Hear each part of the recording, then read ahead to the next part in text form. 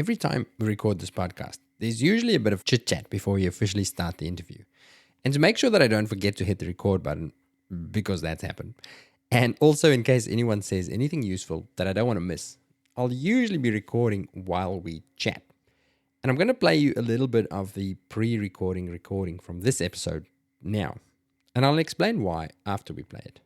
Just to put this snippet that I'm about to play you into context, we're chatting about making big moves, like physical, geographical moves. Because Liv, or Olivia, our guest, we'll introduce her properly in a second, is in the process of moving from the UK to Australia. So we were talking about the practicalities and the realities around that process. And I was sharing my experience from when me and my family relocated interstate a few years ago. So here goes. I found, because I moved South Africa to UK to Australia, to Perth, and then Perth to Queensland. I found it way more disruptive than I thought. I struggled. Because you drove around with a budgie in your car. That was the good part. That was the exciting part. The excitement is the move itself, and then it's settling into the mundane everyday life that is so much harder when you leave all your support systems behind. That was For sure. That was hard, and I think I expected it when I moved to Australia. There was no surprise, but then this move, I just didn't really consider it. I was really surprised how I said to somebody the way I visualized it, how I felt. If you take a pot plant that starts getting root bound, it grows in its pot and it gets too many roots, it needs to expand. And so you need to repot it into a bigger pot. But no matter how delicately you move it and you put it into that bigger pot, it is going to have a bit of shock and you're going to get a little bit of leaves falling off and it's going to go backwards a little bit before it starts getting new roots and then growing bigger and stronger. So why did I want to play that bit of conversation here? It's because I've since thought more about this analogy of the repotting of the plant. And I'm going to take it a little bit further. If I think back to botany, in my first year of uni in South Africa, you had to do a year of general science degree to get into vet school, and I had to do botany as one of my subjects. And I recall that the reason that a plant does that wilty, I think I might die thing when you move it, it's called root shock, I think, is that plant roots are covered in countless tiny little hair-like roots called root hair that massively increases the amount of water and nutrients that a plant can absorb. It's almost like all the tiny capillary vessels where most of the work gets done in the mammalian body rather than in the major blood vessels, right? And regardless of how delicately you work when you move a plant, it's impossible not to damage a lot of those little root hairs. So even though externally the plant and its roots are undamaged when you repot it, it's actually not fully functional. It's lost a lot of its capacity to thrive because you severed those tiny connections that links it to its sources of nourishment. So to bring this back to the analogy, those countless little connections to our sources of flourishing, those are the relationships in our lives. And in the same way that root hairs extend the surface area of a plant's root system, our relationships with others can extend our own capacity for growth and fulfillment, for happiness. Someone who has strong relationships can more easily access the experiences and insights and support that they need to navigate life's challenges and to find meaning. It's very hard to produce your flowers and fruits if we damage or neglect the seemingly small but really vitally important stuff. So why am I talking about this? It's because this episode is all about relationships, about getting better at the very thing that connects us to the world around us. And our guest for this episode, Dr. Olivia Oginska, or Liv, has made it her mission to help us have better relationships both in and outside of work. So who's Liv? Olivia Oginska is a veterinarian, speaker, positive psychology coach, a certified workplace conflict mediator, and an emotional intelligence specialist. Liv has been immersed in the global veterinary community since 2010, when she did multiple externships in the UK, North America, and in Australia. After graduating as a veterinarian from the University of Poland, she pursued a veterinary career in the UK, including starting a surgical residency. It was here that she also gained experience and credentials in positive psychology, emotional intelligence, and conflict mediation, cementing a passion for human well-being and interpersonal dynamics. For the last 30 years, Liv has devoted her veterinary career to supporting both individuals, teams, and especially team leaders in becoming more human savvy. She also still works as a part-time clinician so that she can fully comprehend the complexity and the emotional demands of clinical roles. This conversation with Liv is all about navigating work relationships and our relationships with ourselves. We explore what a healthy work relationship looks like, what's too much versus what's too distant. We look at the connection between burnout and the reliance on work to provide not only our professional and financial needs, but also our relationship needs. We talk about a new way of thinking about balance, what self-awareness and emotional intelligence looks like in practice, and much, much more. But before we jump in, just a few practicalities. First off, Liv is live at the AVA National Conference in Adelaide at the end of May, where she will be presenting a plenary session. So come and say hi. We're also doing some last-minute planning for some exciting Secret Squirrel Vetwald activities during the conference, so I hope we bump into each other. We'll let you know the details. Liv is also going to be at the NZVA in June and again at Vet Expo later in the year. So if you want to meet her and see her in action, there's plenty of opportunity. She's also now officially doing live workshops in Australia. So listen out for her contact details at the end of the episode if you think that you and your team might need to become a little bit more human savvy, which, no offense, we probably all do. All right, let's get into it with Dr. Olivia Oginska.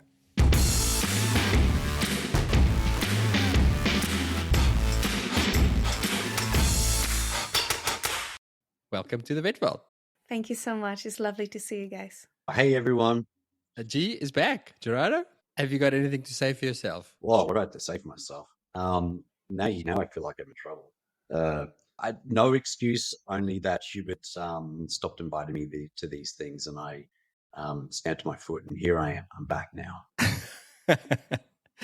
Olivia, I have been following your work closely. I get your newsletter, and I see your social feed. I love the stuff you're talking about, relationship and connection and all those sort of things. Is that a decent summary if you had to encapsulate what your life work out of the vet clinic is? I think the word relationship is the perfect word to encapsulate that.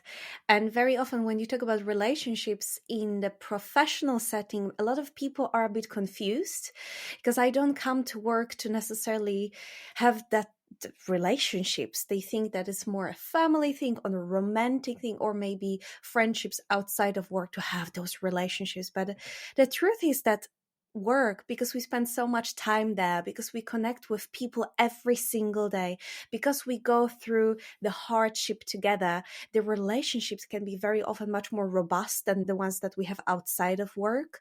So taking care of the quality of those relationships is really, really important. And I see that in my work as a coach when I consult on the teams. I can see that the quality of those relationships is really the source of the well-being or the lack of well-being, performance, really how well we feel in a team, and if we want to stay. And we know that employee turnover is a problem now. So that is a big thing that we should pay attention to, which is also confirmed by research. So we've got loads of papers saying that exact thing. What stage, though, does the work it's tricky because I suppose you have really close relationships with people at work, and as you said, they can be quite close, and you will disclose personal information because you're sharing back and forth over time. You build trust and connection, right? But then, is there a certain stage where professionalism and work performance should be considered in that to some degree?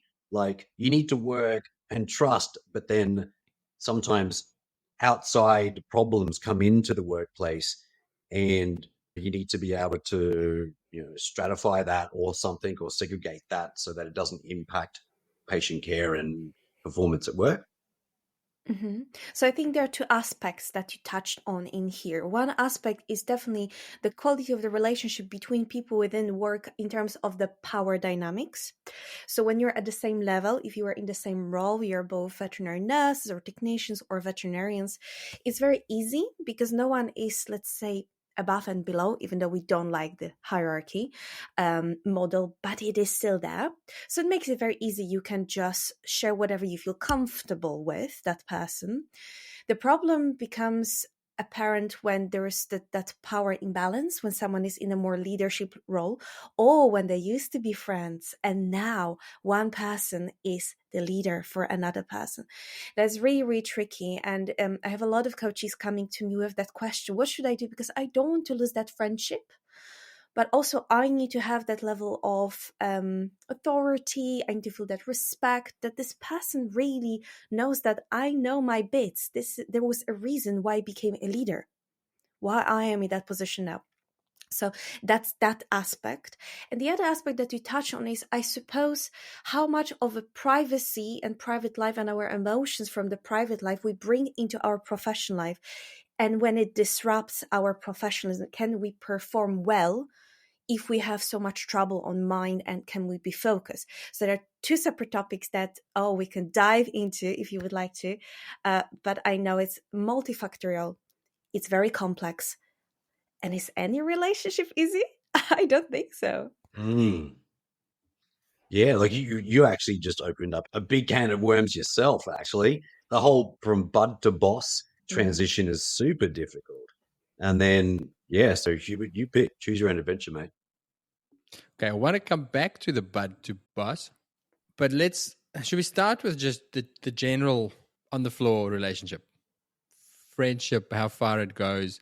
And I want to dig into that because I feel like there's been a change. I've been in the profession long enough that I feel like there are trends, and maybe it's just clinics I've worked, or it's different generation of people entering the profession. But I do feel like we had way more intimate relationships. Maybe I was also younger. Maybe that's the difference, that I was in a different life. I didn't have kids. I didn't have a lot of other stuff in my life. So I very quickly, in initial jobs, became quite good friends with work people. So we would be friends at work and also socialize outside of work, which, as you say, Gerardo, you alluded to that can be a bit loaded. There can be problems with that, but it did also add a lot of joy because work would be less of a chore because I'm going in and I'm excited because I'm seeing my mates. You know, the nurse that we had drinks with on Saturday night, now we're just going to hang out and have fun all day and make animals better. But there's a good banter and a good relationship going on there. I do feel, and throughout my career, even back then, I have met several people who actively don't want to do that. I had a good friend of mine who I still became friends with, but initially he said, I purposefully don't socialize with workmates. Otherwise everything becomes work. My life just becomes one big vet bubble and I don't have any outside friends so he actively tried not to befriend people at work and said, well, here's my social life, here's my work. And I feel like there's a lot of that these days where people sort of scrum away from, when you say, hey, how about we go and do this on the weekend? People go, yeah, okay, and not actually want to engage. And I feel like it's almost a decision that some people make. What are you finding at the moment in your work? Is there a trend? Where's the balance? How do we approach this? It's hard to tell because it's very individual dependent, I would say, depending on your character, the type of workplace. There's obviously a difference between a huge referral hospital when you have loads of people there, and also small general practice. Interestingly, I would say that in a smaller practices, even though that people are they spend a lot of time together in that tight little group of people, they might more commonly choose to not meet outside of work because it's a limited number of those people that you hang out with, you do everything with them. Whereas in the big referral hospital, I've been an intern a few times by now, and I know how it is. And when you work very long hours, these are pretty much the only people that you know. You don't have that much choice. You can't say, guys, I don't hang out with you, because you don't have anyone else when you work 12-hour shifts as an intern. So it's just natural, and there's many more people to choose from. So imagine going to high school, right? There's loads of people there, and you obviously create friendships within that high school because you have a choice of personalities and types of people. But I think it's all about finding that balance and what actually truly suits you. Not to be forced to create those relationships, because obviously there will be situations where we just don't like someone, we don't match personality wise. Why should we make friends with them? It's not serving us or them, really. So to be, as you say, in a cheesy way, to be authentic self and really choose what really, really suits you there. So the type of people that you want to hang out with, and also the degree to which you hang out with them. And I totally understand the people who say, I would like to keep it separate, because if I if I'm friends only with the vet people, then the only topic that we touch on is like sitting in that little puddle of mud and just, keep slashing each other with mud. And we are stuck in the same topic and the mindset. So it's quite unhealthy. In the world saturated with burnout, even more, that can be quite unhealthy to be stuck in the same topic because we keep going back to the same conversations, very often unproductively, unfortunately, because we don't know how to manage the situations. But I also understand people who look for community at work. Because when you think about that, we used to live, depending on the country, in much more religious communities, or maybe smaller cities. We didn't have social media. So what we need from life as human species, we need the community, we need connection, we need to feel that we belong and a tribe. And when we had that tribe in our neighborhood, we were chatting with our friends on streets, we had that. Now it's quite tricky because we look for those things, for the belongingness, for the sense of tribe, also at work. And it's so much pressure that we put on work when you think about that. It has to give you money, it has to give you growth, it has to give you community, suddenly, safety that we all look for, that psychological safety. And I'm not surprised that so many people are burned out because it's like an epicenter of our life. Yeah, well, actually, what you just said there at the end, work becomes the epicenter, right? Because especially for new graduates, they come out of university, then it's this whole like, I need to make sure I'm good, quick, feel confident and comfortable as quick as possible. So then everything's about vet, everything's about study, learning, reading up, and then work's about that. Outside of work is about trying to learn vet and learn much more about vet and so forth. One of the things that obviously that happens, right? There's only so much limited time in the day, right? The personal outside external work relationships start to get put on the back burner. And essentially what happens is then they feel like as if they've lost that sense of community. They've lost those relationships that used to be close. And then, as you said, all the conversations are around work. And if the work is somewhat of a toxic place, then it kind of imprints this or paints their career with this brush that vet is a toxic career choice. And what advice would you have for people who have made work the epicenter of their relationships? Mm-hmm. I think for people who step into the profession, so the new grads, from the very beginning, I would love them to know that we can't have it all. The myth of work-life balance, it doesn't exist. We cannot feel perfectly comfortable about having it all in the same time. So if from the beginning we'll assume that there will be areas of my life, there will be times when I will be really devoted to work, and it's okay, it's my active choice, I have the agency there. I will decide I want to stay and really focus on work. And there will be times in my life when I will focus on the personal life. I would never say, oh, you should exclude that completely. Drop your friends, remove everyone from Facebook, cancel their phone numbers, and just don't speak to them. Absolutely not. But also to take them on board. If someone is your close friend and they love you, and you explain to them, especially if someone who you're in a romantic relationship, if you tell them, listen, honey, I really need to do this and I need to focus on that area of my life.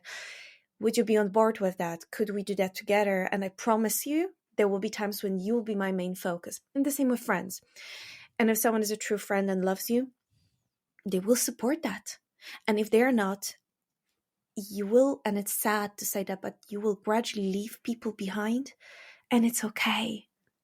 As we grow, as we mature, we develop those connections that really, really matter to us.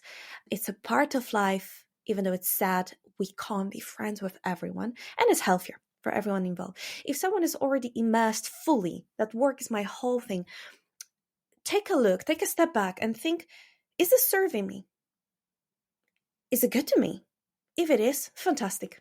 Continue. Do what you're doing if you're healthy, if you're in a place where you want to be. But if not, if you realize, and very often we don't even take a second to reflect. Am I happy? Is that what I want to be doing with my life? If we reflect and we realize, you know what, I like those parts, I don't like this, then start finding ways through which you can expand your community, maybe decrease your hours, maybe sign up for something that will nurture your hobby. You find like-minded people. It sounds silly and very simple, but it's that's just finding people who can connect with you on a certain level. Hobby, work.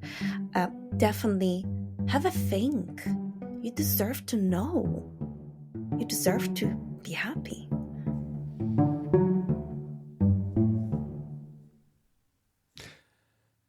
I'm going to interrupt you here to tell you about two things that are making me really happy right now.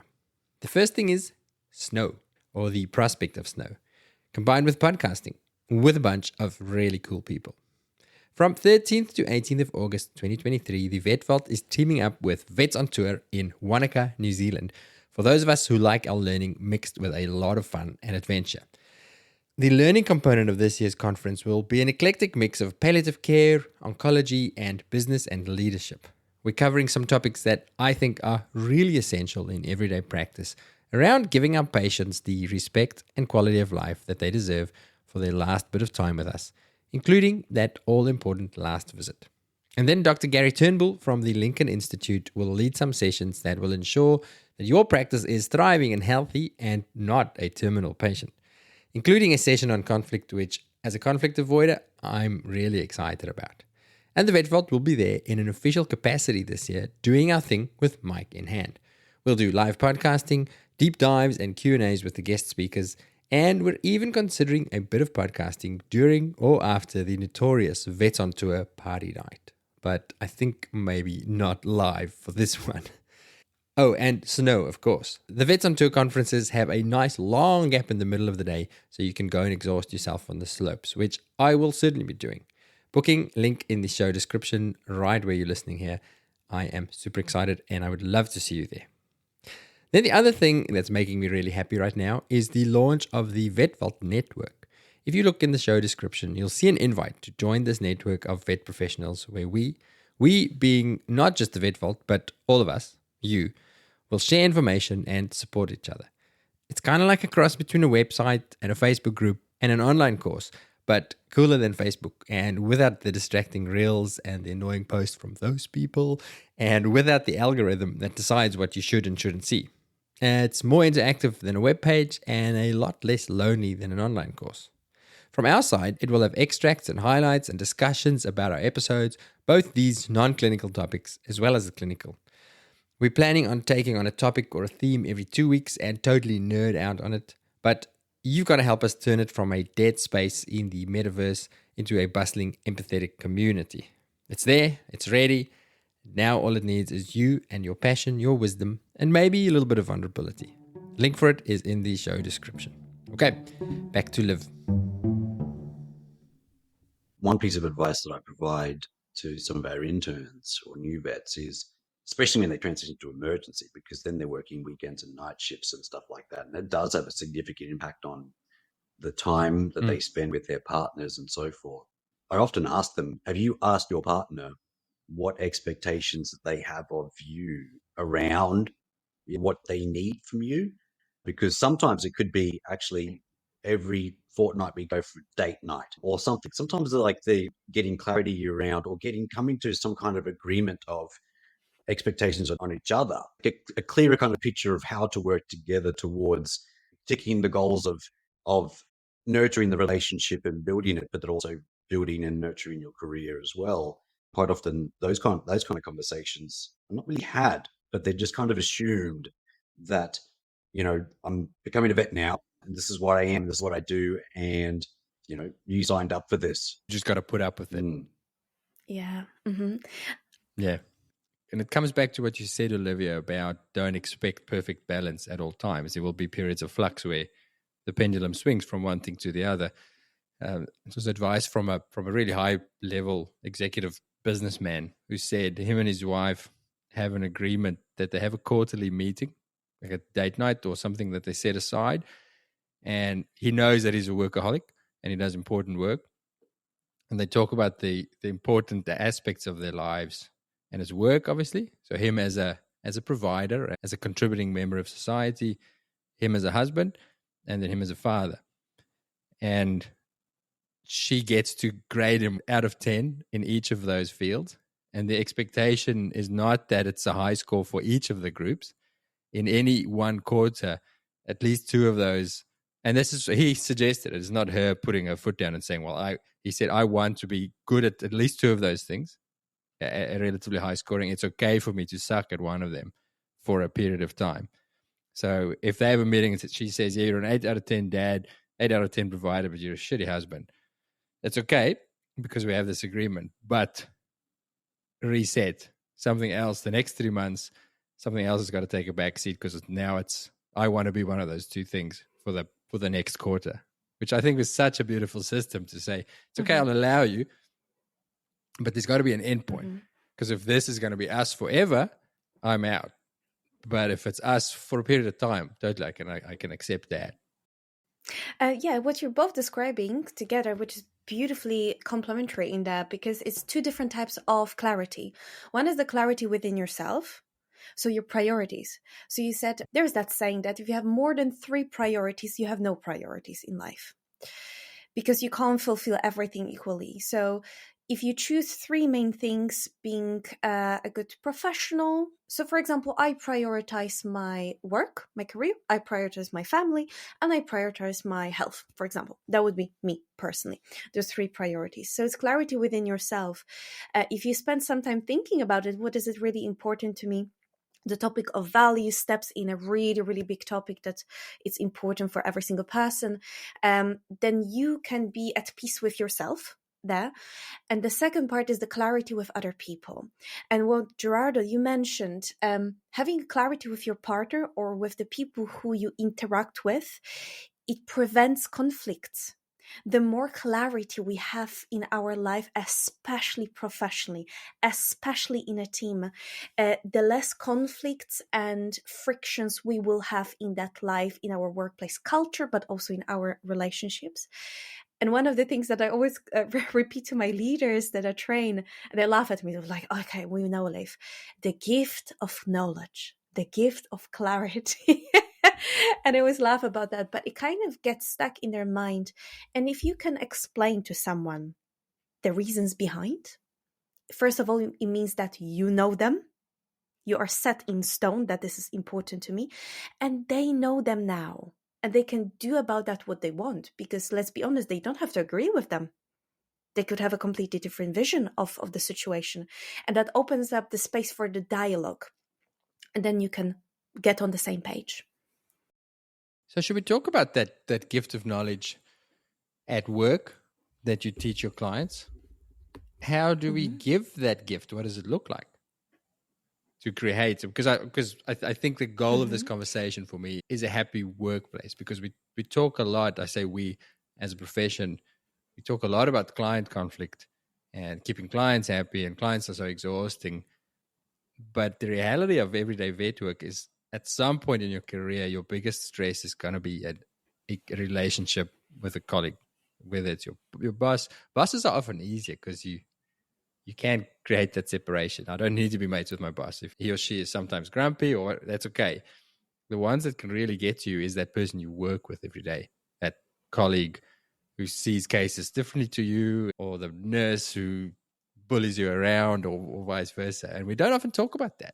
And that can really make a workplace suck. You can be the great vet and love your clients, but what happens behind those doors with your colleagues can be exhausting and can make you want to leave a job, for sure.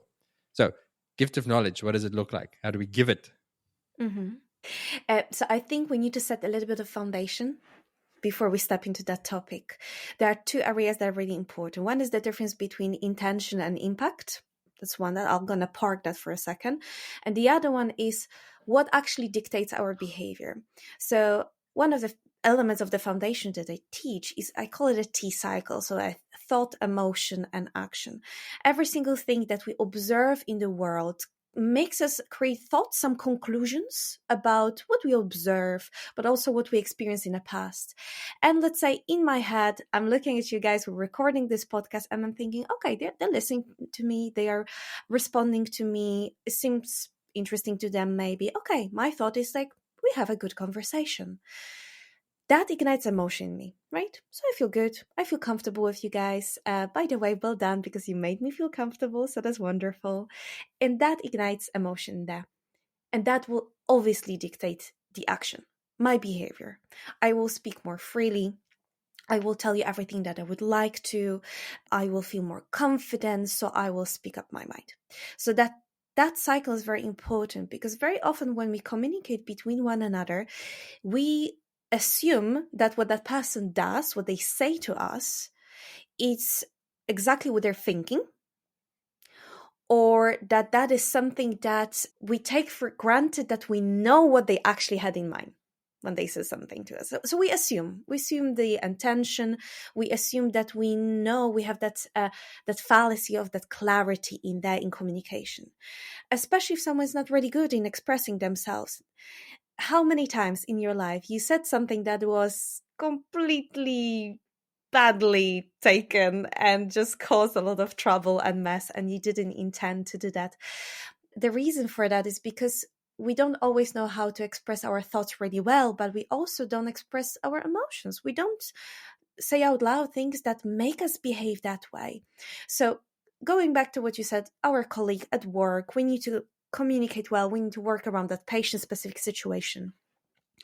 Because there is such a big difference between our intention and our impact in the end, people might create assumptions. We leave space for that really hurtful assumption. So if someone treated you badly, you would assume, first of all, that they're a bad person, maybe. We would not always take into consideration that there was some emotion behind it, that maybe someone was hurt, there was other factors. We take things very personally as well. So it's about finding a way to communicate what is truly happening in my head and my heart. That is the gift of clarity and gift of knowledge to the person next to me. It's not only telling them what we want from them, but also explaining the background of it. So for example, when you came late that day to work, it delayed our whole day and we ended up working really, really long hours. When you say that, they might think, okay, they're pissed off with me, and now, okay, I'm going to change that. What you didn't say is that, when you came late, it made me feel really confused. Do you value our time? Do you want the same thing? Do you want us to work as a team well? Are we on the same page? So because I was really confused about that, I became very tense that day, and I was rushing and really impacted the quality of my work. So it changed the way I performed. If we give someone the reason behind an explanation, they will be more willing to adjust their behavior, because now they see, oh, this is what actually happened. And it creates that something that's called the intrinsic motivation. They themselves want to adjust their behavior because they feel it's good, it's aligned with my values. But if someone tells you what to do, it's the extrinsic motivation. It's maybe a threat. Oh, if I don't do that, you're going to punish me. Or that little carrot. If I do that, I will get a reward. Which is successful to a certain degree, but not in the long term, and definitely doesn't build relationships, because relationships are about bonding at that deeper level.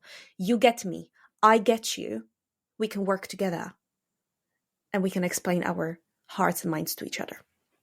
So kind of using the framework of the situation, the behavior or the actions, and then the impact personally, because you don't want to then say the whole entire team did this, but actually you can come across with clearly the impact that it's had on you and how it made you feel, or how you interpreted that action then. And then one, you're sharing from a personal sense and you're not kind of globalizing it. Two, then they are able to, one, understand, or two, ask questions, or three, correct, because potentially the assumption that you made was actually not really true. Absolutely. And what is very important here is to understand that we see the same things, the same situations in a completely different way. And if we don't realize that this is what's happening, we will start creating assumptions based on our, and I call it a bubble or lens or goggles that we all wear. So we interact with one another and you're surrounded by that bubble of your previous experience, your upbringing, your knowledge, what you read, you heard, what you keep telling yourself on a daily basis, how you were programmed, basically. If we imagine people wearing colorful sunglasses, every person has a different color and it distorts the reality. But often we forget that this person might be seeing the exact same situation completely differently. And that creates those assumptions. And it's dangerous because it's a source of incivility. It's a source of gossip, of venting. It really harms our workplace culture and the private relationships as well. So to move past that somewhat, because unfortunately having open conversations, it's potentially a form of conflict, but then the word conflict somewhat has this negative connotation that conflict is bad and you should avoid all conflict and then keep the peace. But essentially, at least my experience, I started to view conflict differently in a sense that it was an opportunity to figure something out and create a better solution if we had differing opinions. So conflict in a way was a discovery process and leaning into the conflict. But that took a lot of practice, also a lot of coaching and courage. But then how would you, if someone was having this kind of like feeling that I really want to say something, but then they have this conflict aversion kind of habit or something.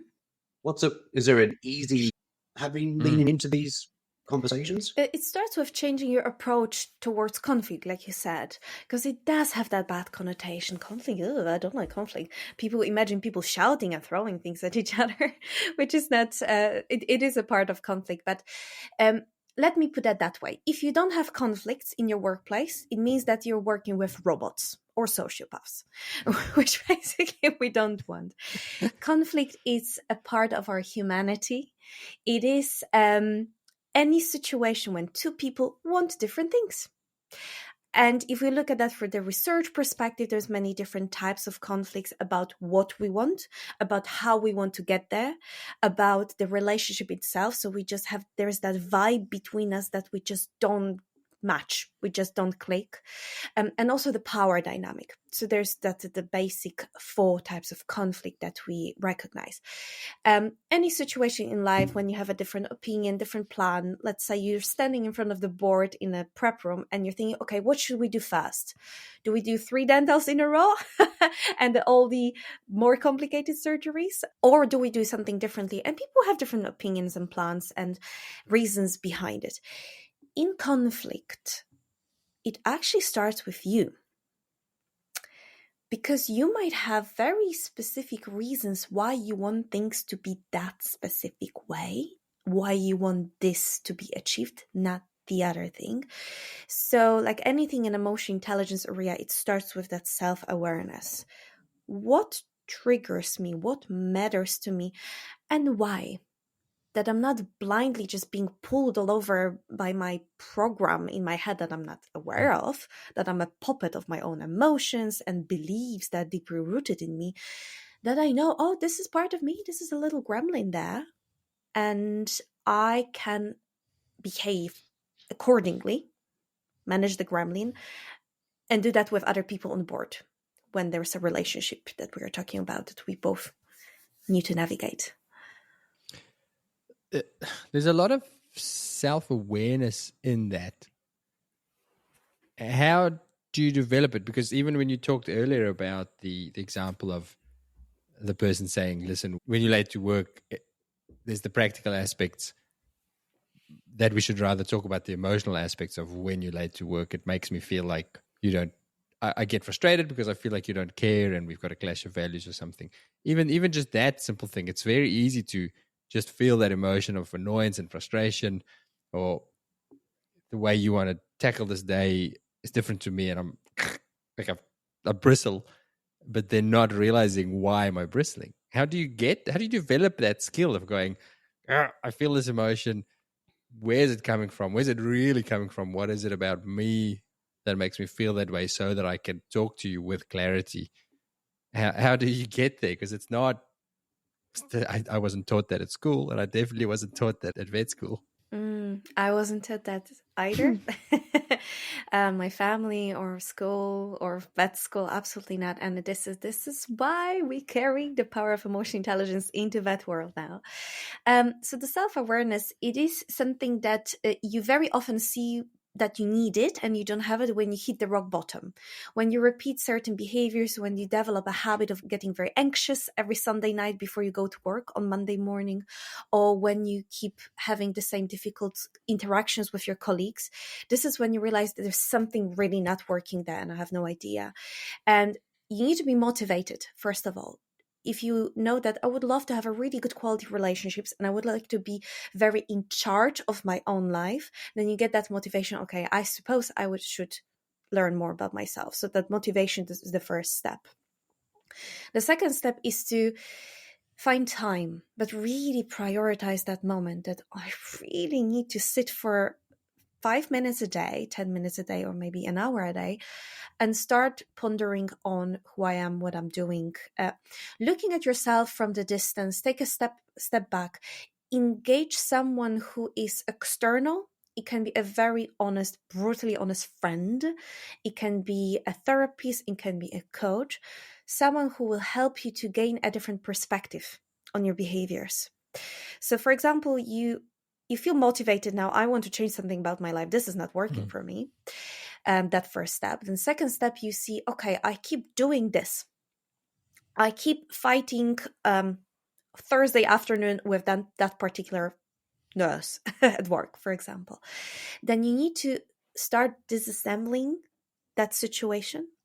What is actually happening? What is the person doing? And when do I exactly react to that? Is it a specific word? Is it a specific behavior type of the day? Maybe a tool that person is using. And then start pondering, do you know what is my experience with that? What did I learn throughout my life about this situation?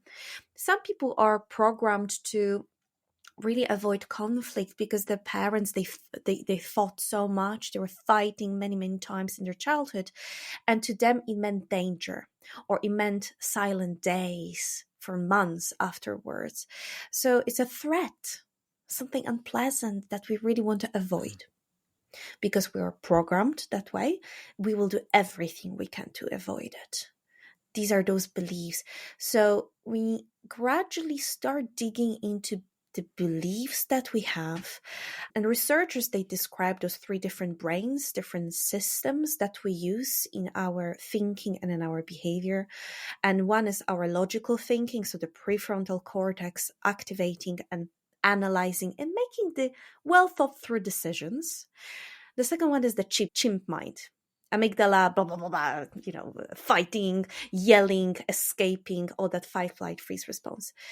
And the third one is that autopilot that we have, the deeply rooted beliefs that we don't often recognize that we have them. But the truth is that the chimp, the reactive part of our brain, it kind of consults with our beliefs before it reacts. So let's say if you have a deep belief, I am worthless. People don't like me. I am not a good person. When the chimp sees the situation, a threat, where potentially a person might not like you or might reject you, it will consult first with your deep belief. Oh yeah, I think, yeah, this is who you are. You're a bad person. So your chimp will react really intensely. So does the chimp go, hey, I noticed this. Did he just say what I think he said? Did he just call us a loser? Now they're insinuating that you're worthless. And then the belief goes, yep. And then the chimp goes, should I go ape shit? Yes. And they go, yep, you should respond. And the chimp's like, ah! Exactly. I love this. Yeah, you showed it beautifully. So how I suppose, how do we get better at it? As you say, commit the time to it, do the work. We're not going to find a solution in a 1.5 hour podcast, but I think is the message that if there are these things, there's repetitive patterns, as you say, it doesn't have to be that way. There's a reason for it. Get some help to figure out the why and figure out the mechanisms of dealing with it. Is that a good way to summarize it? Yes, and I would really, really highlight to be super self-compassionate as you do it. Because you might discover that you have some programming, those autopilot beliefs within you, that they are not true. They really suck. They are really harsh. They are not helpful. But they've been programmed there by your upbringing, your parents, everything that happened to you. And you might start beating yourself up. Why am I such a messed up person? Accept it. No one is perfect. We've got our elements of thinking that do not serve us. And we all do. There's no exception. Unless there's someone up there in the world, please let me know. I would love to know you. I would love to meet you one day. If we accept that we are not perfect, it will be there something within me that works against me. Then you say, fine, cool, you're there. What do I do about that? And how do I tame my chimp there? How do I choose to respond thoughtfully rather than reacting on the spot, spontaneously and without our control? Be nice to each other, to yourself and to each other. But if you're not kind to yourself, well, no one will be. Or you'll never accept the kindness from other people. Deep stuff, huh? One thing that's I heard ages ago that really helped me was changing the first word that came to my mind from one that was like negative and reactive. Like I have you can't help but just react, right? To some degree, like your mind just interprets what happens and then imparts its beliefs on top of it. And the word that used to be was like, I don't know, like fuck, or something like, or this is shit or whatever. But then now the word for me is interesting, right? And then so it's become a habit now that if anything that's really bad that happens, I just go interesting, and then it's kind of stops this role. It's just that one word that's made a big difference for me in terms of slowing down the chimp. And then the other one was the realization that like the need to be right can be so ingrained that I always ask myself, am I just fighting this because I want to be right? And like, how do I know that I am right? And then half the time I'm like, well, I don't know. You're probably not right. And then, you know what? You probably don't, what you learned a little while ago, ages ago, is probably not right anymore. And how do I know that their way of doing things is not going to work out just because I think it's not going to work out? So then most of the times now I just like, in a way, it's like stuff doesn't phase as much as anymore. Yeah. Because I just letting go of the need to be right was one of the big things for me. So I guess the question is, why do you want to be right so badly? Why do we get stuck and stubborn? What does it mean? Or why do some people have such trouble with apologizing? Where you may be taught that apologizing or not being right means being weak or not worthy. Or the need to be right to prove the value that you bring, to prove the knowledge that you have, because you might have this feeling or belief that you're not good enough, you don't know enough. So therefore you put yourself out there and make sure everyone knows that you know stuff and everyone's right and wrong, because this kind of deep-seated insecurity that you just feel like as if you don't know your shit, so you just share your shit more. Well, at least what I figured was that my need to be right, my need to be heard.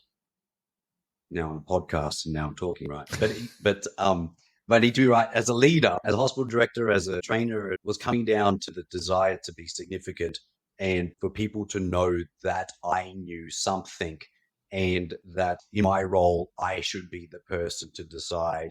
And if I'm not deciding, then I'm not doing my role. And so blah, blah, blah, blah, blah. Ultimately, in the end, I stopped deciding, and people made much better decisions than I did because they had much more context and much more information that I had. And I just, yeah. Really good book on that topic for anyone who struggles with changing their mind and they might be very stubborn in the way of thinking is Think Again by Adam Grant. Really, really good book. And it shows that people who are the best leaders in the world, people who are the most successful and the most respected are those who actually stop for a second when someone suggests a different solution or questions them. And they say, give me a second, let me think about that. Maybe you're right. I need to go back to my resources. I need to go back to what I know. And then I will consider what you said. I respect you as a person. I respect your opinion. I will take that on board and let me think about that. And then very often changing your mind is the most adult, mature, intelligent thing that you can do in your life. And I will never forget one of the fantastic surgeons that I work with in my career when I was still progressing towards the surgical path was Dr. Smick in Colorado. And he's a wonderful surgeon and he works with students and students question him. They ask him and he says always, Joe, give me a second. I think, let me see if you're right. Because you might be. I might be wrong. There's also a chance for that. And that gains so much respect from those students.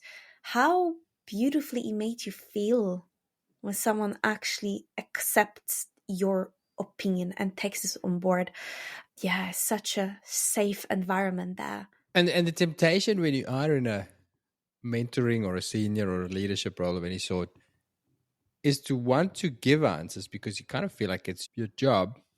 And I actually, when we talk clinically, so stepping away from the self-awareness and the relationship stuff, even just clinically, and I'm sure both of you will agree, the more you learn, the deeper you dig, the more you realize how much you don't know. So then when you get junior colleagues or people asking you a question, what about this and this and this? Whereas 10 years ago, I would have answered with quite a lot of certainty because I would have felt, well, they want to know, I know, I'll tell you how it is. And I find that less and less easy. It's more and more to the point of, well, I used to think this. Now I learned this. I'm not sure about that. What do you think? Which I feel sometimes as somebody trying to teach somebody, I'm glad to hear you say that because I often feel like it's a cop-out, like saying, well, you're asking me something and I'm not giving you an answer. But the honest truth is I'm not 100% certain on a lot of things, more and more so. Mm-hmm. I think the best thing that you can do as a leader, as a mentor, as someone who works with people who look up to them is to normalize not knowing everything and normalize open discussions and really taking on board.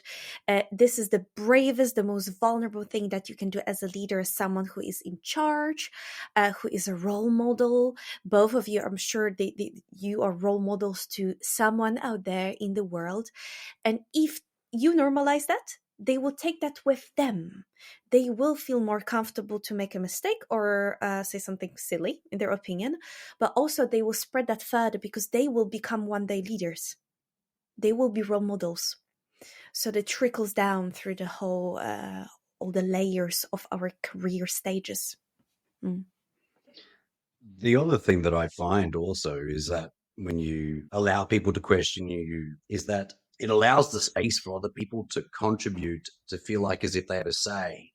And then it just frees up your time and in the long term, it frees up your time by not having to be this bottleneck of we have to run everything by this person, because if we don't, then like you just start to stifle your own growth and personal growth and career progression because you're just this bottleneck that not can get by. And then you end up being the person that everyone has to come to. And day just fills up with all these things that theoretically these people should be able to decide on their own. And it takes letting go of some of the control. And that's not easy, isn't it? Yeah. Especially for those who are used to making decisions. And it comes from a good place because they have the knowledge to very often make the good decision. They want the best for the team. They don't want them to suffer, go through their own mistakes, stumble, get up, clean up the mess. Very often we want to save time. So instead of letting someone make that mistake, we're just going to do that because it's going to be faster, right? And it's going to be less mess around. But then, is it serving anyone around? It takes your time, it consumes your energy, and it leaves people without the new skills and knowledge. You kind of make them dependent on you. So it can be very tricky if we get stuck in that attitude. Yeah. Change of tack, complete change of tack. I'd love to find out a bit about you, Liv. We kind of fell straight into your expertise, and I actually wanted to ask about you and your journey. You mentioned a little bit earlier about when I was going down the surgery path. Tell us a little bit, how do you go from this? Well, what did the surgery path look like? What were your goals? And then how did we end up as an emotional intelligence coach? Another word, a dignity coach. You've got to tell me what a dignity coach is as well as part of the story. So long story short, initially when I came to UK, because I graduated in Poland over 7 years ago, I came to UK to follow the surgical path. I've always liked the area of surgery because it's very much DIY, hands-on. I'm a very handsy person, if you can say that. I really like creating things. I'm a very creative person as well. So I really loved it. And I followed that path, and I'm very grateful for that because it pulled me towards UK, towards the more Western world. And I started my journey going through the different levels of, as you do, internship, another internship, a bit of charity, general practice, loads of referral centers. And as I went through that, I followed that tunnel vision. I thought that was meant to be for me. That was supposed to be a surgeon. And the first big lesson that I got in that is, first of all, it's a difficult job. There's many different people, many different flavors of people, and they treat you in many different ways. Some of them, they treat you badly for whatever internal reasons. Most of those reasons are very painful internal reasons. So I experienced a lot of incivility, a lot of bullying, conflicts. And that, as you can see now, really inspired me to learn how to manage and alleviate those difficulties in our professional life. I always had that passion for psychology. I always say that I knew more about my colleagues than my patients at work because they really wanted to talk. And when you find someone who asks questions, is really genuinely interested in your life, it's like boom, whoosh, opens up that door and everything just comes out. So people really wanted to share with me, and I appreciated. I wanted to support them. And at some point I realized that my tunnel vision, that ill ambition, it wasn't serving me. It wasn't a good place for me. It just wasn't. I wasn't my real self. And that was the moment when I went back to my passion of psychology, and it really, really helped me. And then new people came in and they started talking to me about that. And I thought, I can help them. And it's, first of all, good to them. But second of all, it's such a satisfying process to me. So that became my focus and my true mission and passion, to support people who, they were in similar situations to me. They were not supported. They were harsh towards themselves. And also the workplace wasn't helping them in this whole process. I moved into working with teams and leaders, gradually starting with individuals, then now working mainly with leaders and teams, because you need to have environment for well-being. It can't be just one person. I always highlight that this is so important to look at that holistically. If you want to have a healthy team, it's within the hands of the individual, the team, so the dynamics between the people, and the management and the policymakers and people who make decisions. So it's in every single level. And it's a very interesting, truly satisfying process to observe how those dynamics can change.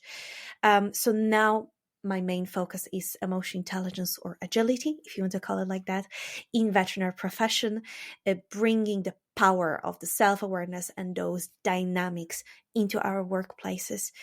Because when you think about that, emotions are with us all the time, and if we don't know how to manage them, emotions will manage us and we will be like those puppets, and we want to be powerful. So this is why I now focus my whole energy into EQ trainings. Can I circle back a little bit to your experience that led to this, your surgery experience and the bullying. And then you say that you found out that your tunnel vision wasn't serving you. I think it goes back to what we talked about earlier about actively stepping back, taking time and evaluating what's happening with me. But I'd love to know what did it look like or feel like to you to realize that this isn't serving me? This thing that I thought is the thing that I want, that I've committed so much of my time to, might not be my thing. In fact, it might be the thing that's making me unhappy. And then, so what did that process of recognizing it look like for you? And how did you let go of that dream? Because it's a big thing, especially for us. We're very, very goal-driven. You don't get into vet school without being pretty single-minded. And then to say, well, I'm going to become a surgeon, and I've committed so many years already. It's a very courageous thing to say, actually, no, maybe I'm not. Can you talk us through that, please? I'm not going to lie. It was probably the most difficult situation in my life, definitely professionally. Because imagine that you have a strong belief system. Everything that you ever believed in, connected your future to, it made you who you are. I'm a vet. I'm a surgeon. Your whole identity. And suddenly it all collapses. It's gone. And it feels like someone just taking away the ground from underneath your feet. And you're falling. You're really falling. So it was really scary. It was incredibly difficult. It was also, because it was my decision. I could have continued what I was doing, but it was my decision. It was also really empowering after that initial fear, being completely lost, because then it opens up a space and freedom. Okay, if this is not what I want, if my tunnel expands suddenly and there's more space for choice, what is it that I actually want to do with my life? And it was a beautiful feeling, but it took months to get to that stage. And once I opened that up, I realized, oh my God, there's so much I want to do, and that I will do if I have an opportunity for training. And then again, you see, oh, okay, it's going to take a lot of my effort at work now. I have to study again, go back to doing your degrees. So it's not going to be easy, but it's really, you have that feeling that it's worth it. Sometimes it's much more difficult when you don't have a support network, when you have people who doubt your your decision, when they question your decision. It was my case. For my family, it was completely, they couldn't understand why. Why would you drop such a prestigious job and path? And up until today, my parents, they still question. They apologized at some point to me. We are sorry that we didn't support you at the time, but still they are not sure what is it that I do. And the more I speak, the more I work with the teams and the leaders, the more they see that it's really making me happy. But it was harsh. You seem happy. You look really happy. I don't know what you look like when you were doing surgery. I really am. But the Liv that I see. Oh, not like that. I'm so fascinated with, and I've talked about it before on the podcast, that process of rock bottom, the change, the thing that triggers the change. And it's so interesting you use the words, if not this, then what? And that's so funny because I can find you. I have an old diary. I don't diarize, I don't journal, but I always have a book with me that it'll be a part to-do list, part thinking out loud, clinical stuff, everything. It's like my brain dump book that I always have with me. And for a long time, I realized that full-time clinical general practice veterinary work wasn't my thing, but I was too scared or unsure, or I don't know how to explain it, but I didn't make the time or didn't explore enough but I got to a point where, and I didn't have a dramatic event or anything, but I have a line written in a diary that says in big black letters, if not this, what the fuck? Big question mark. And I didn't have the answer to the what the fuck. I didn't have it then and there, but it was just a point of going, it's definitely not this. So start focusing on what else. Start thinking, start exploring, start acting on finding that other thing. 'Cause otherwise, you're going to be stuck in this rut that does not serve you until you retire one day, and you're going to be a miserable bastard for the rest of your life. Make a change. That process for you, you said the word collapse. Was it a sudden collapse, or was it a slow attrition to a low point that was low enough to say, okay, I can't tolerate this, I'm stepping out into something different? To me, it was a gradual process. So I think it's a bit worse than just suddenly hitting rock bottom. But I definitely did burn out. And there was just so many different little elements that were making me unhappy. That accumulation of those was just too much to bear. And then you get to the point where the pain of staying where you are outweighs the pain of stepping into something unknown. And then you choose that other pain that's, okay, it's scary as hell, but I really need to make that change. And what you said, that question, like, if not this, then what the heck should I do with my life? There are thankfully ways to guide yourself in that process. So if one of the listeners is at that point thinking, what should I do? Should I stay? Should I go? What should I do with my life? I would really encourage you to find out, observe your days and see when and in what situation you're actually feeling really good, at your best self, that this is what gives me pleasure, that I'm really good at. Because the worst thing that we want for someone who is diversifying or changing, or even changing the practice, not necessarily dropping the veterinary medicine, is to drop into another place that is not good and start doing something that will consume your energy and time and preparation study. And you'll figure out, okay, this is not that either. There's nothing wrong about trying different things, but I don't want you to go in a completely wrong direction just because someone told you, oh, if you're not a vet, maybe you should be a lawyer. That's good money. That is a good profession.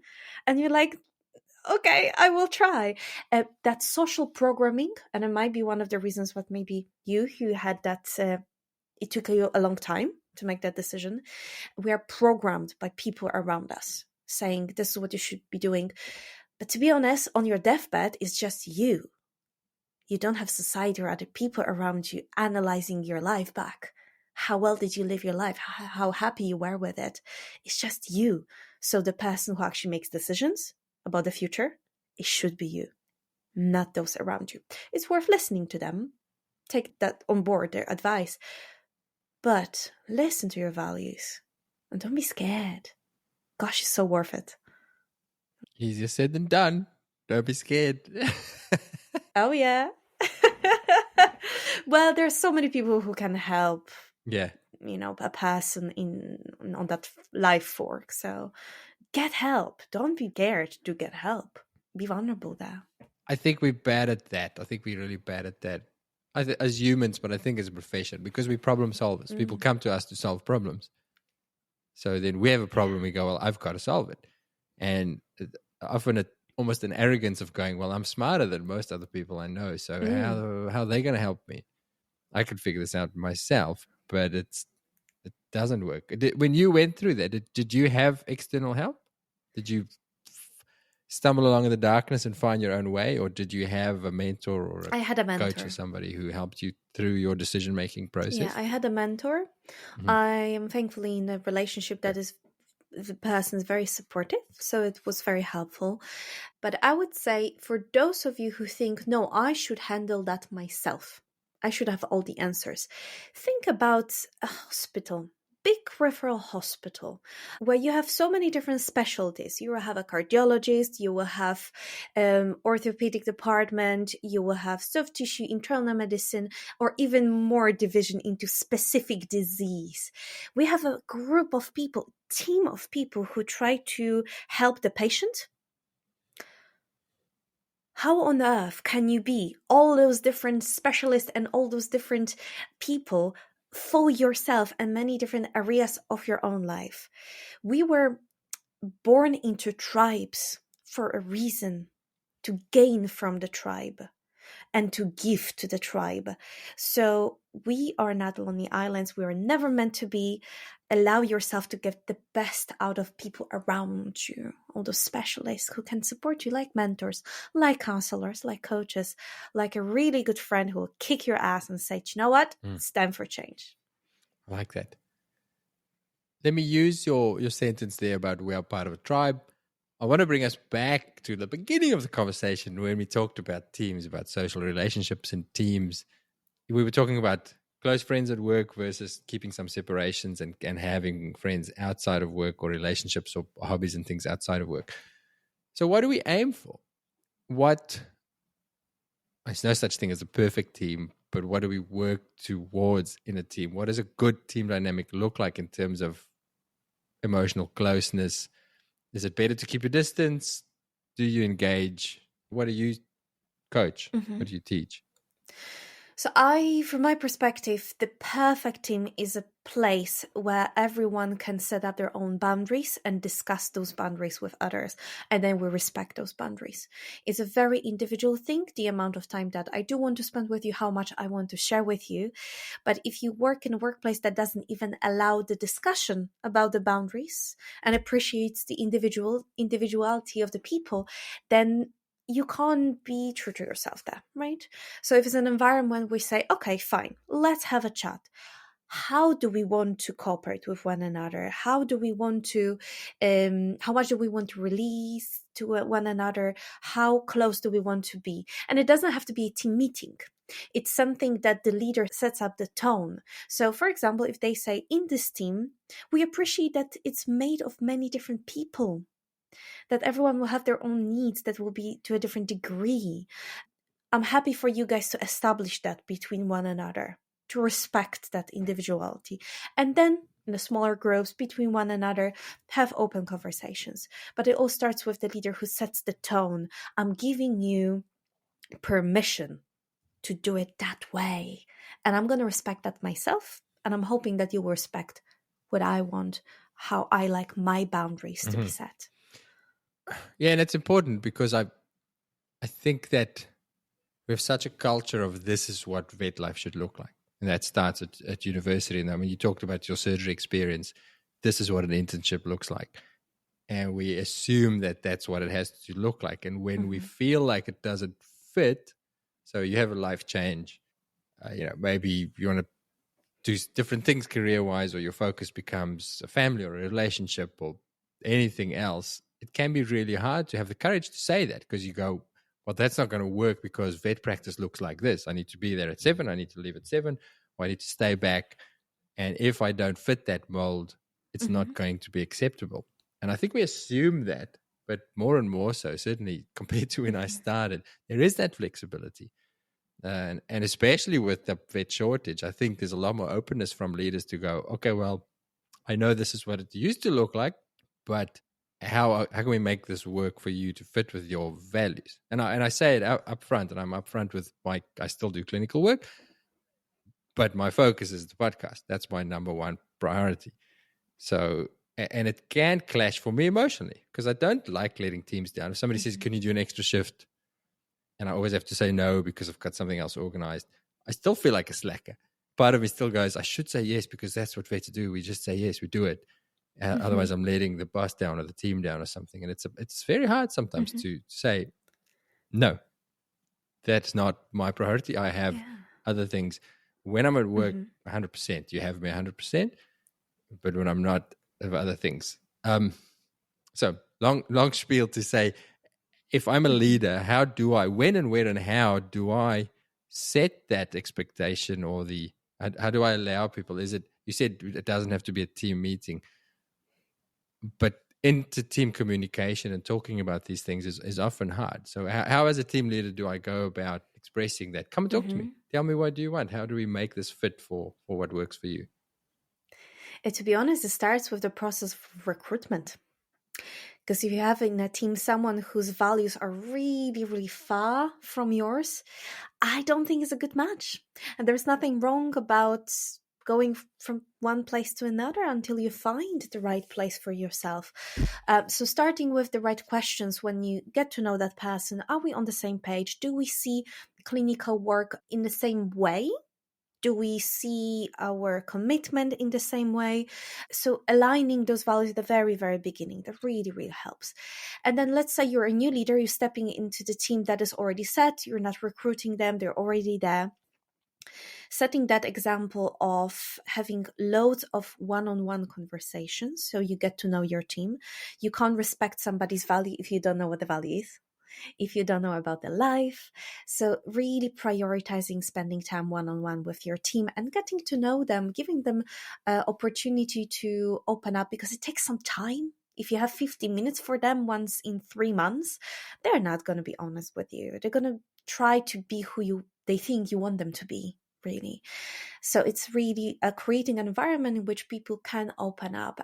Meeting outside of work for some social events is really good, where we are really human selves when we go climbing or, I don't know, to the beach, or just we drop our professional masks on the side and we can be ourselves. So finding the time to get to know the people, that's for sure. Definitely in your decision making, if you are making some changes in the team, allow them to have an input, be very open to that input.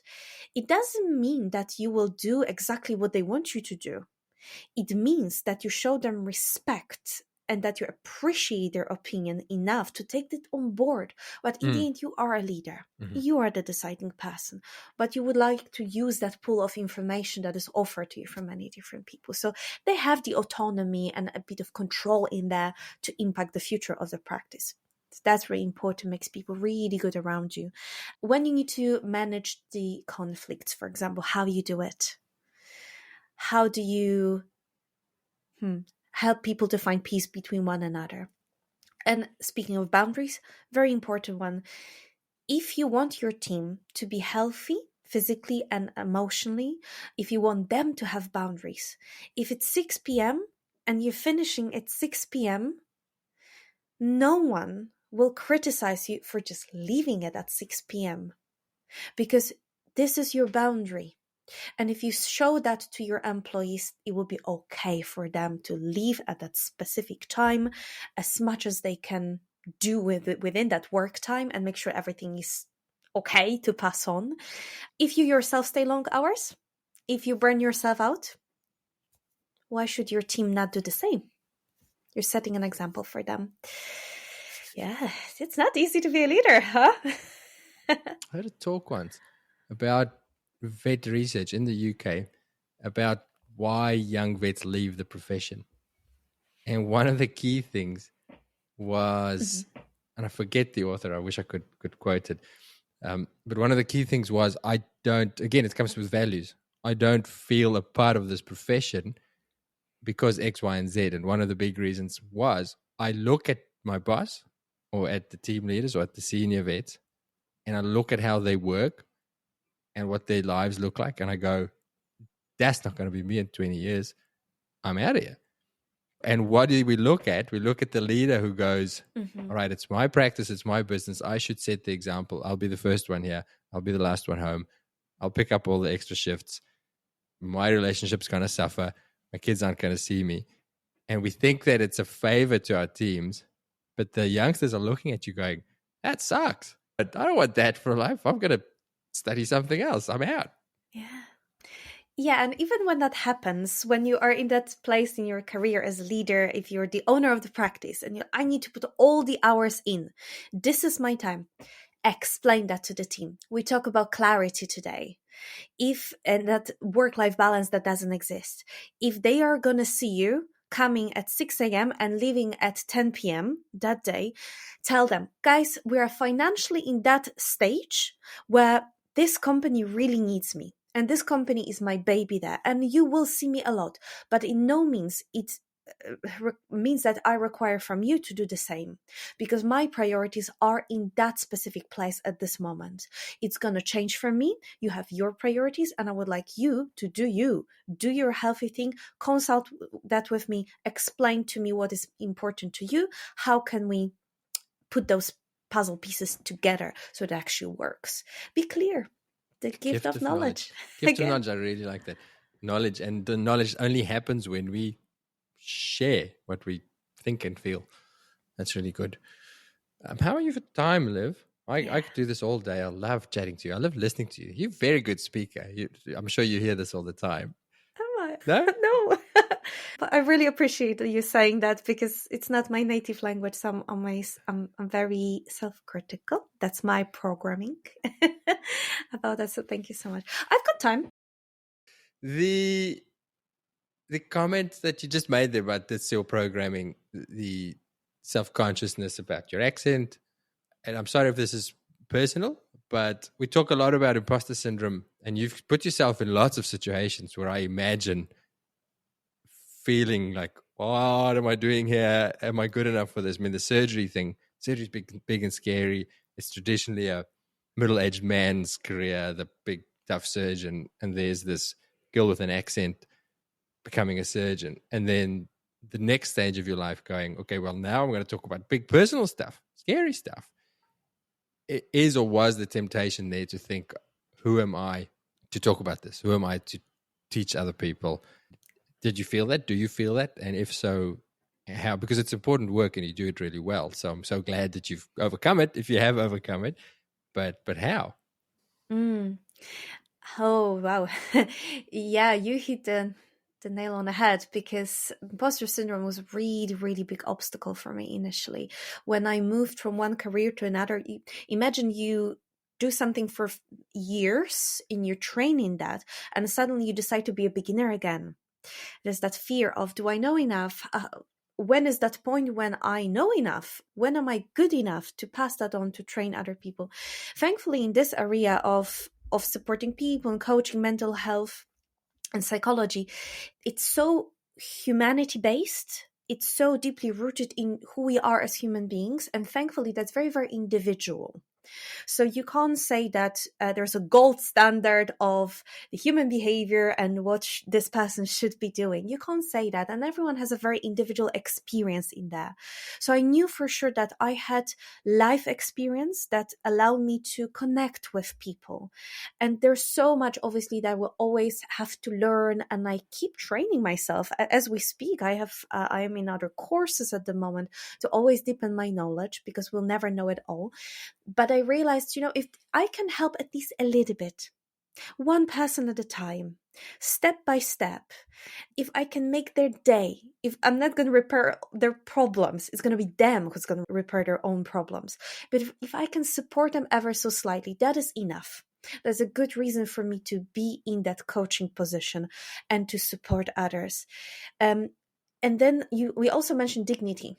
Some time ago in this interview, we talk about dignity, and you ask, how can you... Yeah, dignity coach. What's exactly. a dignity coach? I'm more the EQ coach, the emotional intelligence coach, but dignity is a big part of it. And dignity is something that actually can really protect us from the imposter syndrome, because the science of dignity assumes that we are all equal at the core as human beings. So we are all worthy of being on this earth, being loved, of being respected, of being treated well. That's basically the science of dignity. And regardless of your role, color of your skin, we all have it. So when I speak about my experience and I put a bit of salt and pepper of my knowledge and expertise in psychology into that, it has its own space in the world. It deserves to be listened to by those who need it. Not everyone will need it, but those who will need it, they will find it useful. So every single thing that we do, every single experience that we have, we deserve to be here to talk about it. We are all equal and the same. And obviously some people will be more trained in certain areas or less trained, but then in different area within the same person, in different area of their life, they will have more experience than the other person. So it's kind of, we are not uniform. We are made of so many different elements, so many different experiences and knowledge, theory, whatever you read, listen to, study. We are made of everything together. So you can't really compare people to one another. You can't really say this coach is a better coach than the other coach, because someone else will say the otherwise. They will say that, no, actually, this coach is much better to me. So it makes the world of psychology coaching a little bit different than veterinary medicine. However, I would still say there are certain gold standards towards which we work. And yet those gold standards change over time, right? What was a gold standard 20 years ago is not anymore. Now you definitely would do a CT scan of elbows if you were suspecting elbow dysplasia. And maybe 20, 30, 50 years ago, x-ray, fantastic, we're done. This is all we needed. So even within medicine, there's nothing that is that entirely set in stone, and there's always space for discussion. And because of the dignity, everyone deserves to be heard in the discussion. That protects me against my imposter syndrome. I like that a lot. I'm glad it does. We do probably have to start wrapping up. I take it you're a podcast listener, or at least an audiobook listener or something. I don't know why you strike me as, I think it's your curiosity that makes me think that you listen to stuff. Have you got any recommendations for me as a podcast tragic of what I should put on my playlist? There is actually a new one that I found very interesting. It's called Rethinking by Adam Grant. I mentioned his book. So he does interviews with specialists from different areas, and he talks on specific topics. It's also presented in a very approachable way. It's not very scientific. It's something that any person, regardless of the role or background, they could benefit from. So Rethinking by Adam Grant, that's the one that I would recommend. I love his stuff. It's very easy to listen to, and he makes these complicated concepts really digestible and really quite fun. So but I haven't seen that particular one, so I'm going to go look for that. Magic. All right, the last question. You're at a conference, which you often find yourself at these days, and you have all of the veterinary new grads of the world about to step into their veterinary careers, and you have a couple of minutes to give them just one bit of advice. What would you say to them? A couple of things. One is that don't build a prison for yourself. Don't limit yourself. Don't assume who you are now, you'll stay forever. Don't build that tunnel. That I had that tunnel vision and it was so hard to expand it. Give yourself some space and flexibility there and just trust the journey. It will show you which way to go. So don't be too rigid. That's the one. And the second one is to really prioritize getting to know yourself. Because again, if you don't know yourself, everything that you do in life and how other people treat you, it will never sit right with you. You will never be at peace with your decisions if you don't know what truly, truly matters to you. So that self-awareness, it's a key. It's a foundation. It's a beautiful thing, beautiful tool. Where do you start with that process? If you go, all right, I've done nothing on this front. I've been spending the last 7 years learning about fixing sick animals, but now I want to start working on self-awareness. What's the very first step of saying, well, let me get to know myself? Because we're very bad at that. Mm-hmm. Look at the evidence. So when we kind of reverse that process, if we normally would say, oh, this is important to me, I'll make a decision, and that decision will lead me to some actions, and those actions will make me happy or unhappy. Like, let's do the reverse technology and look, what is making you happy now? What is making you miserable or just doesn't sit well with you? What is comfortable? What is uncomfortable? And then if something is comfortable, find out why. What specifically makes it really comfortable for you and feels so good? And if something is very unpleasant and difficult, what specifically makes it so difficult for you? And that will guide you. Follow what is good to you, so it feels really real, that you don't have to pretend someone else. That will show you what is authentic to yourself. And those things that are very difficult, they will, by exclusion, show you that maybe this is not what I want to have in my life. Step by step, based on the evidence that you have in front of you. And anyone who you talk to, they will know at least a little bit about what makes them happy or not. It's a very easy start. Mm-hmm. I forget where this is from, but I like this. A sentence that says, consult your resentment. And I use resentment as a broad term for exactly those negative emotions that you mentioned. This is making me really angry, or this makes me really anxious. And then instead of running away from it, going, okay, well, why? What about this is it that and that even works clinically. I've done this a few times at work where there's a procedure that I don't want to do. And then I stop and go, why don't you want to do this? I don't have the skills. Good answer. Okay. Don't have the skills. Refer it or get the skills. Or, yeah, I have the skills, but I'm hungry.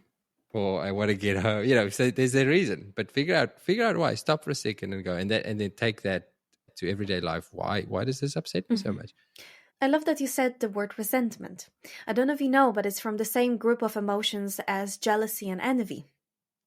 Because resentment really means that I am in a situation where I am probably missing something that the other person has, and it makes me feel really, really bad in this situation.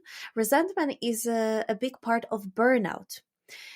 When we become really, really burnout, we start to resent people who are seemingly really happy and they have fantastic work-life balance and doing really well. They take care of themselves. Resentment is when we know that there's something happened within me. I really don't want this, or I would like to have what the other person has, like happiness, like free time, like finishing on time. So resentment tells you a lot. Tells you what you're missing or what badness you have and you don't want to have. Oh, I could do this all day, but we probably do have to wrap up. Liv, thank you so much for your time. And I'm glad you didn't become a surgeon personally. I think a lot of people, well, I'm sure there's lots of dogs who are sad that you didn't become a surgeon. But there's a lot of surgeons, and I don't think there's a lot of Olivia out in the world. Thank you so much for making the time to come and chat to us. And we really look forward to having you in Australia so we can do some face-to-face stuff. Where can people find you if they do want to get into your stuff or work with you or just stay in touch with you? So my website is behumansavvy.com. So being human savvy is the goal for my work, to help people become human savvy and more emotionally intelligent. And also on Instagram, you can find me. You can put the little links, handles there, so they will find me in the notes. I will be speaking at the AVA Congress this year in Australia on Sunday, and then I've got a plenary session on Wednesday. So I will be there. If you want to come say hi, I would love to get to know you. And then later on the same year, I'll be talking about emotional intelligence and veterinary medicine during the Vet Expo. So you can find me there. Please reach out, email. You'll find my email on the website. I'm happy to support you with any issues, especially those dynamics within the team, especially if you're a leader who does their very best, but it never seems enough and is still not your team where you want them to be. I'm really happy to support you in that process, because that's what I do now on a daily basis. But thank you so much, Hugh, for having me, because this was a really interesting conversation. I love your insight and Gerardo's insight. You guys are not only from a different country, but from different clinical environments. It's so rich, so helpful for me to see your perspective. I really, really love it. It was very educating to me as well.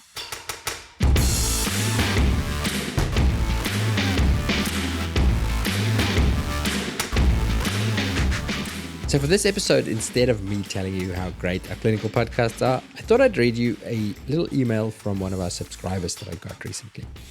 Here we go. I recently passed my 1-year anniversary of being a vet. And in celebrating this milestone of transitioning from new grad to recent grad, I've been reflecting on everything and everyone that has helped me learn and grow during my first year out. I just wanted to let you know that the Vet Vault episodes and show notes have come to my rescue several times in my first year of clinical practice.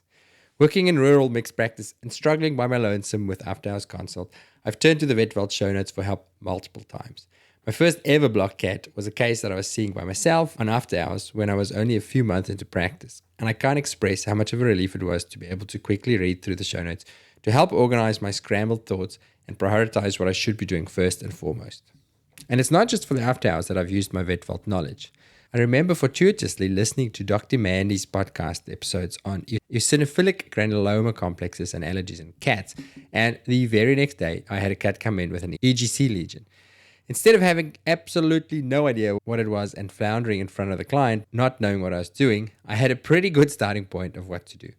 It's been a saving grace to access the VetVault Dropbox so that I can quickly duck out mid-consult and have a nice, simple, compiled source of up-to-date information. Now that absolutely made my day, but that is exactly what we're trying to achieve with these clinical podcasts. It's not just for the new grads. The stuff that we discuss in there helps me every day in my own personal practice. And then the comment there at the end of the show notes in the Dropbox folder, well, we've got something heaps better. Now, I mentioned earlier in this episode the VetVault network. Now, within that network, there is a private space for our VetVault subscribers. And in there, we have put all of the show notes, which at the moment is pushing 400 episodes with show notes. So it's becoming a bit of a library. And that is organized in a numbered fashion in a completely searchable database. So you can punch in any question or any topic or any drug that you want, and it'll come up with each episode with the associated show notes where we talk about that specific topic, so that you can hear exactly what our specialists had to say about just that question that you had. It's brand new. It's really awesome. I'm using it every day for my own cases, and we'd love to see you there. So go check it out at vvn.supercast.com.